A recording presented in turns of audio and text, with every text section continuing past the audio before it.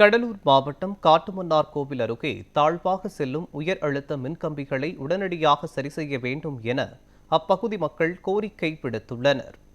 நங்குடி கிராம வயல்வெளி அருகே மின்கம்பிகளால் செல்லும் உயர் அழுத்த மின்கம்பியானது தலைமேல் தொட்டுச் செல்லும் விதத்தில் மிகவும் ஆபத்தான நிலையில் தாழ்வாக செல்கிறது. இதுகுறித்து கடந்த 2 வருடங்களாக மின்வாரிய அதிகாரிகளுக்கு புகார் அளித்தும் எவ்வித நடவடிக்கையும் எடுக்கப்படவில்லை என குற்றம் சாட்டினர். எனவே தாழ்வாக செல்லும் உயர் மின் கம்பியால் அப்பகுதி மக்கள் மற்றும் கால்நடைகளுக்கு ஏதாவது அசம்பாவிதம் ஏற்படுவதற்குள் உடனடியாக சரி செய்ய வேண்டும் என மின்வாரிய அதிகாரிகளுக்கு பொதுமக்கள் கோரிக்கை விடுத்துள்ளனர்.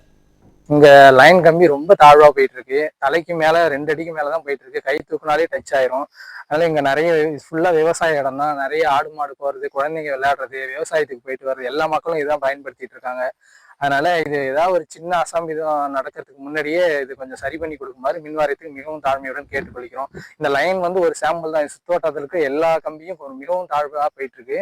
அதனால கொஞ்சம் சீக்கிரமா நடவடிக்கை எடுத்து கொடுக்குமாறு மிகவும் தாழ்மையுடன் கேட்டு நாங்க இது ஒரு 2 வருஷமா மின்வாரியத்துக்கு தகவல் கொடுத்துக்கிட்டே தான் இருக்கோம். அவங்க ரொம்ப அமைதியா இருக்காங்க.